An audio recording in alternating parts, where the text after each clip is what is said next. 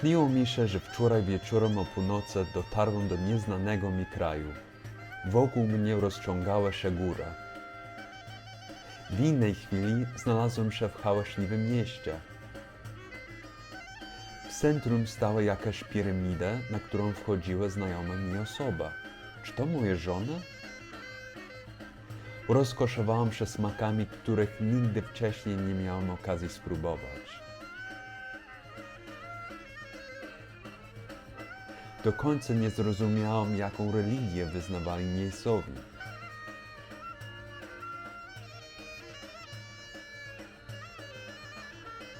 Historia tego kraju mnie zaskoczyła i poruszyła. W tym beztroskim czasie najistotniejszą zagadką było pytanie, czego dzisiaj się napić: kawy, piwa czy lokalnego trunku. Zapraszam do mojego snu o niezwykłej krainie zwanej Albanią. Mam przerwę od studiów i pracy na 2 tygodnie. Ostatnio czuję się wypalona i chcę sobie odpocząć, nabrać nowych sił.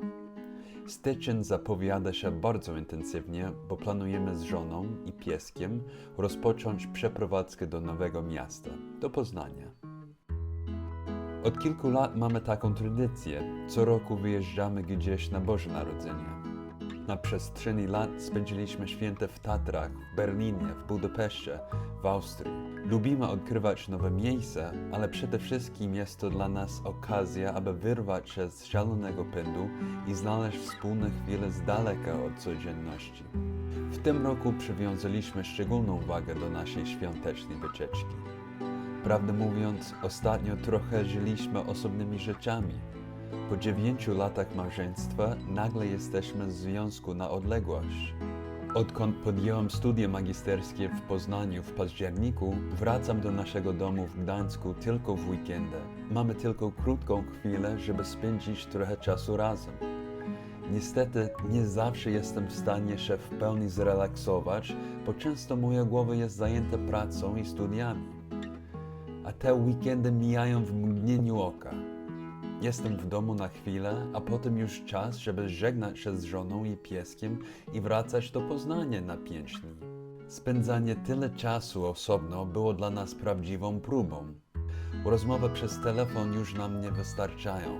Zastanawiam się, czy przestaliśmy może nadawać na tych samych falach. Tak czy owak, w tym roku koniecznie musieliśmy zaplanować udaną świąteczną podróż. Żeby szczerze rozmawiać ze sobą, wychodzić na spacery, trochę się wspólnie śmiać, żartować i wygłupiać, żeby umacniać nasz związek, który trochę ucierpiał z powodu rozłąki. Ale gdzie się wybrać? Przez chwilę myśleliśmy o tym, by zostać w domu w Gdańsku, ale koniec końców postanowiliśmy, że warto gdzieś wyjechać. Gdybyśmy zostali w Gdańsku, na pewno poświęcilibyśmy trochę tego sennego czasu na przygotowanie do naszej przeprowadzki. A oprócz tego ostatnio mieliśmy bardzo depresyjną pogodę. Czuliśmy, że potrzebujemy spokoju, odpoczynku, pobycia we dwoje. Więc jakoś znaleźliśmy się tutaj, w Tiranie, stolica Albanii. Czy ten kraj, o którym nic kompletnie nie wiemy, da nam to, czego szukamy? Przyjechaliśmy do Albanii zainspirowani tym, co powiedzieli nam przyjaciele, którzy odwiedzili ten kraj latem. Tanie bilety lotnicze z Warszawy też stanowiły pewną inspirację. Pierwsze powierzchowne wrażenie z Albanii. Tirana jest gwarna, piękna i chaotyczna. Ludzie są mili i dość otwarci. Z rozmów wywnioskowałem, że Albańczycy są bardzo dumni ze swojego pochodzenia i kraju. Pogoda, jak na zimę, jest wyjątkowo jesienna. Ze względu na to lokalsi spędzają dużo czasu na świeżym powietrzu, w kawiarniach lub w parkach. Śmiecenie jest powszechną praktyką. Odpady można znaleźć wszędzie. Zjadłeś paczkę chipsów, wyrzuć opakowanie na najbliższy żywopłot.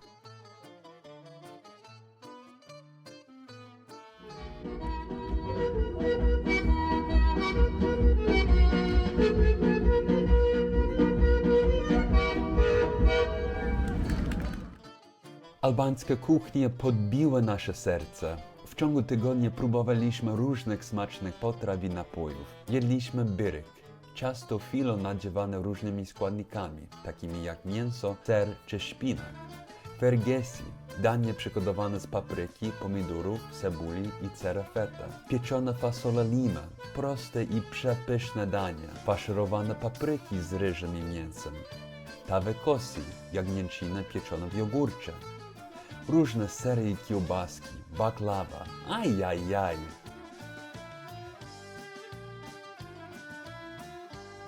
Do tego piliśmy albańskie wino, piwo i rakie. Rakie to słynny trunek, często destylowany z różnych owoców, takich jak winogrona, śliwki, jabłka czy morela.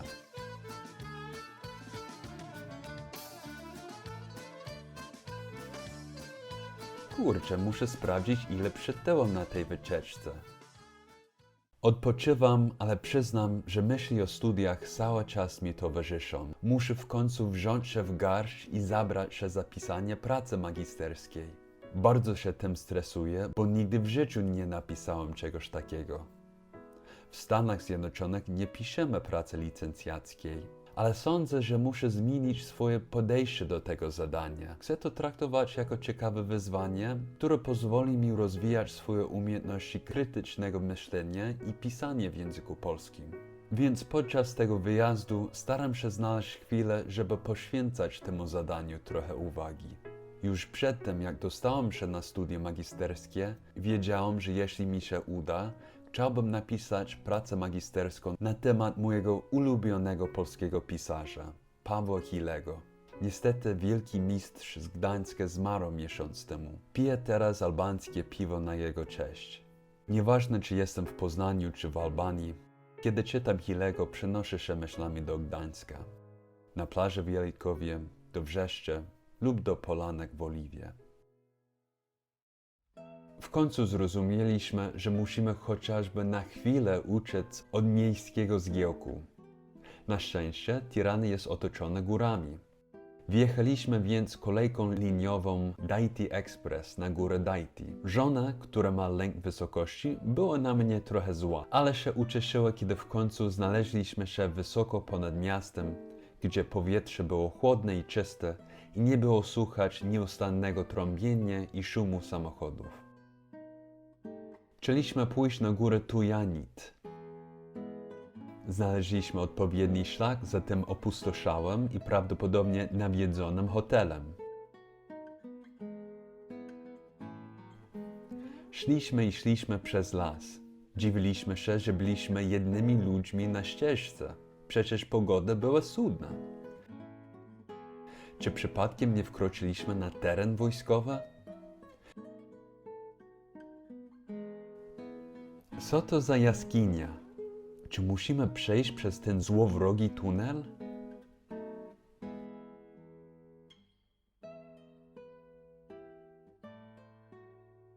Po drugiej stronie zdajemy sobie sprawę, że dotarliśmy już do celu naszej wyprawy.